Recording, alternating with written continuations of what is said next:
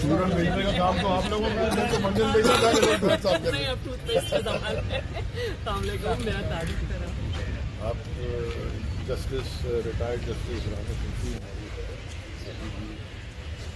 और हमारी प्रेसिडेंट हैं कैंडिडेट थे पहले जीत से। ये हमीद जो है ये समर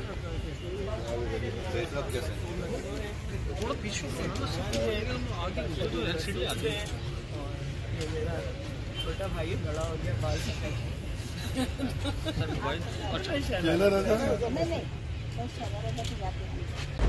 खूने नाहक बहुत पी चुकी ये जमीन,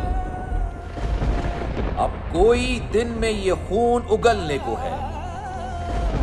खत्म हो जाएगी ये तमाशागरी, वक्त पलटेगा रोजे जजा की तरह।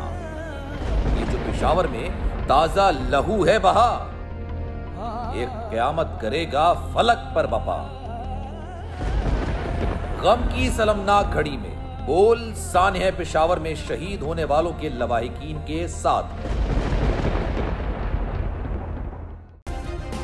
सब्सक्राइब करें और बेल दबाएं ताकि कोई खबर रह न जाए।